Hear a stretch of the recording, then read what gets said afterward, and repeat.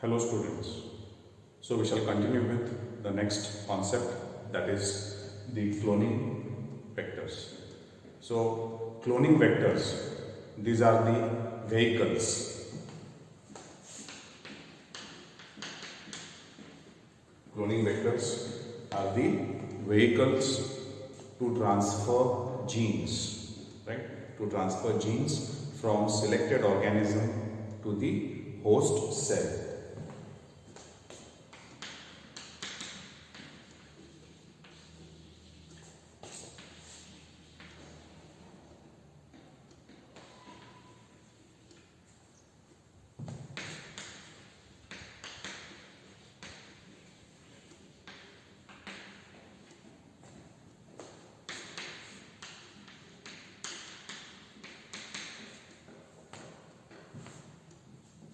So cloning vectors are the vehicles to transfer genes from selected organism to host cell.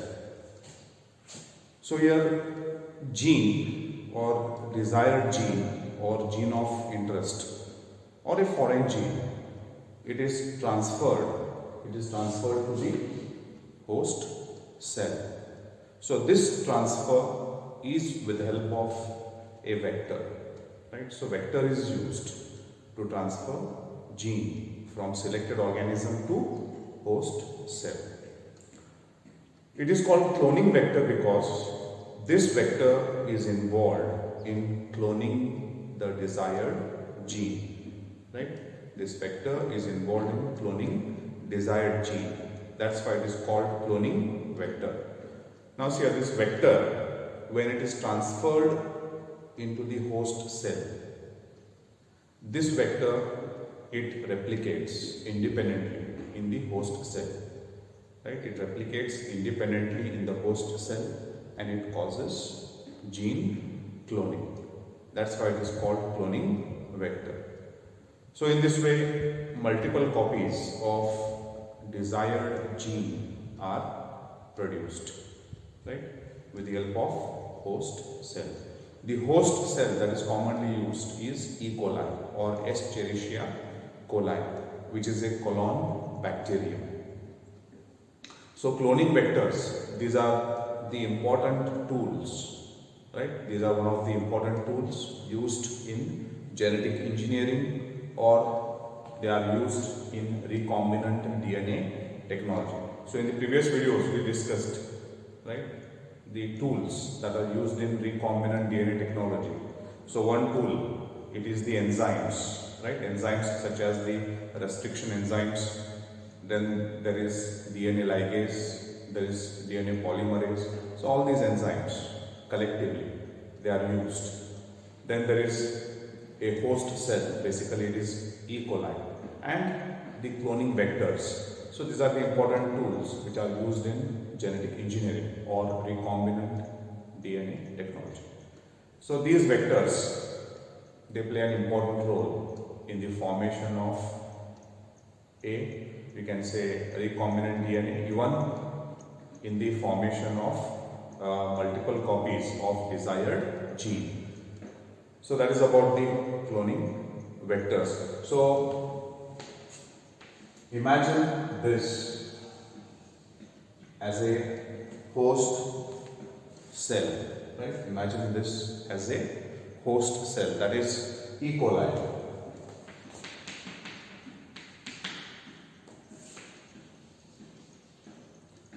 So this is the host DNA or DNA of the E. coli bacteria.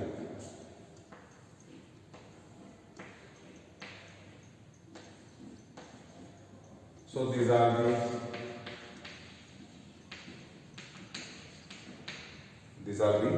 plasmids which are present in the E. coli cell.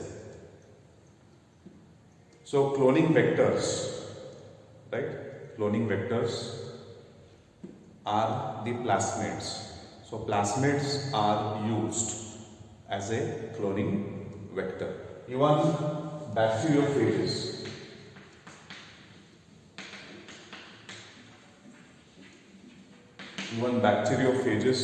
are also used as cloning vectors. So bacteriophages, these are viruses, right? So bacteriophage is a virus, right? So bacteriophages and even plasmids, they are used as cloning vectors. So here a plasmid exhibits certain features, right? Because of that, they are commonly used as cloning vectors. So why a plasmid is used as a cloning vector? So what are the reasons for it? See, a plasmid is a DNA, it is a circular DNA, right? So these are the circular DNA molecules which are present in E. coli cells. So along with the bacterial DNA, there are the additional DNA molecules which are called plasmids. So why plasmids are commonly used as cloning vectors?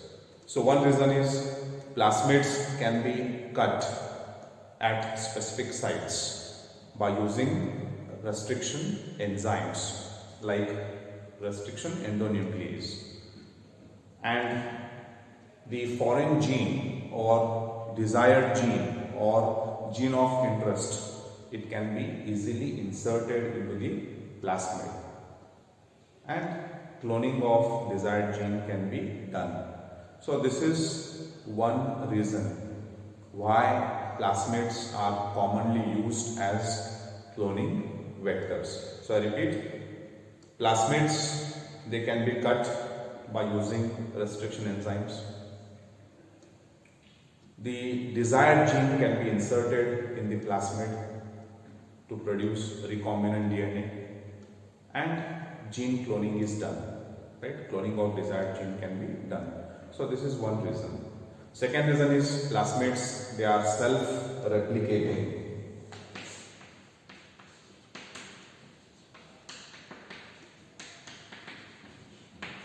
Plasmids are self-replicating molecules. Means they replicate independently, right? They autonomously replicate or they replicate independently. So replication of plasmid doesn't depend on the bacterial DNA. So these plasmids, they independently replicate, right? They replicate independently and they cause the cloning of desired gene. So these are the two important features why plasmids are used as cloning vectors. One, they can be cut at specific sites to insert desired gene, and secondly, they are self-replicating and they cause cloning of desired gene, right? The next we shall consider one example of plasmid, that is PBr 322.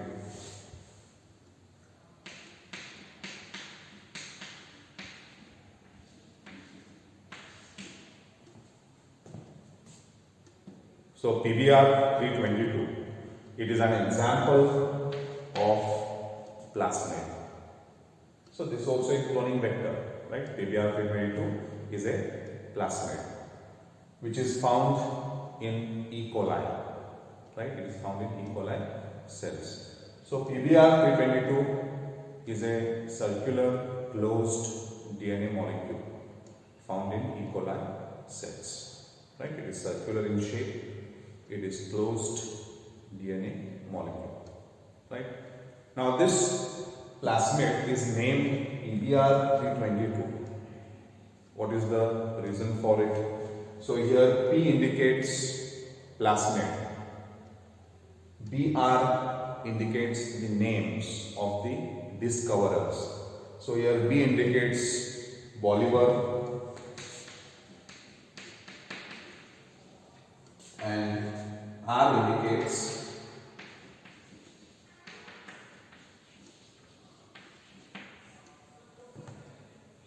so B indicates Bolivar, R indicates Rodriguez, right? So Bolivar and Rodriguez discovered this plasmid. That's why it's called BR. 322 is the strain.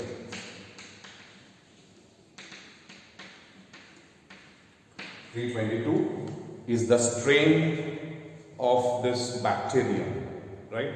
It is the strain of this E. coli bacterium in which this plasmid was discovered by Bolivar and Rodriguez. So understood the meaning of PBR 322? P is the plasmid, B and R, they are the names of the discoverers, Bolivar and Rodriguez.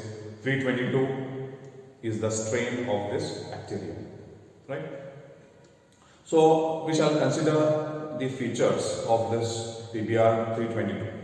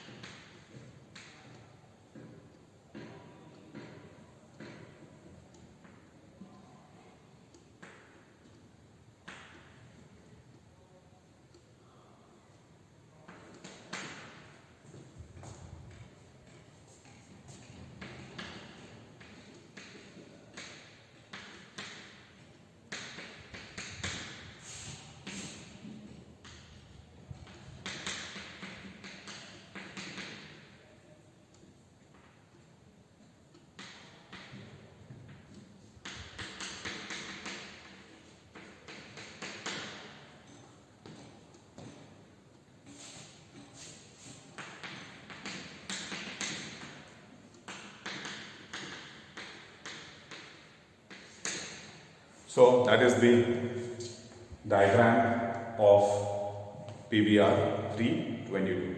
So this is a circular, you can see the shape, it is a circular closed DNA molecule, right, which is autonomously replicating molecule, DNA molecule, right, it replicates independently. Now this plasmid was discovered by Bolivar and Rodriguez in E. coli, right. So we shall consider the features of this plasmid. So the first feature, okay, I'll write it here. The first feature that we are discussing is the oocyte. Then the second one is selectable markers. The third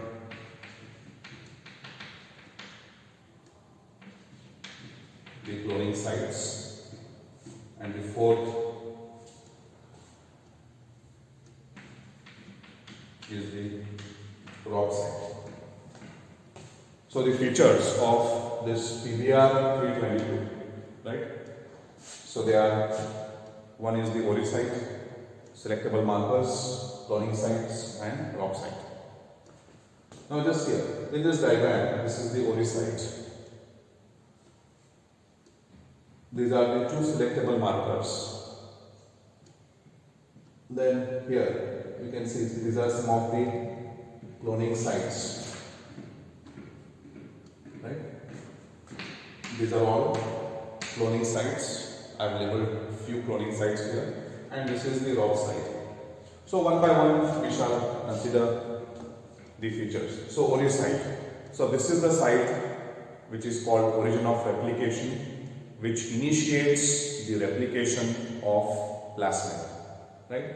So oocyte initiates the replication of plasmid. So here in this plasmid, when desired gene is inserted or when gene of interest is inserted, this plasmid replicates and it causes the cloning of desired gene, right? So replication of this plasmid is initiated by Cori site. Then we shall consider the selectable markers. So there are selectable markers here represented by AMPR and TETR, right? So selectable markers, these are the, you can say, sites encoding antibiotic resistance. Selectable markers are the sites which encode the, you can say, antibiotic resistance genes, right? So the antibiotic resistance genes, they are represented by AMPR and TETR, right? And these two, they favor the growth of transformants.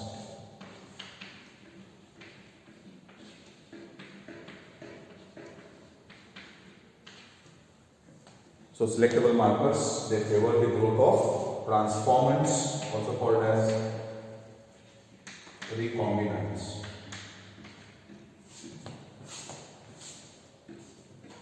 So transformants or recombinants, what are these? So these are the, you can say, bacterial cells which are having desired gene. Say a bacterial cell, it is having a plasmid. Plasmid has desired gene or foreign gene. So such bacterial cells which have a foreign gene, they are called transformants or recombinants, right? So these two sites, right? These two sites which offer antibiotic resistance to the plasmid or to the E. coli cell, right? They favor the growth of such transformants.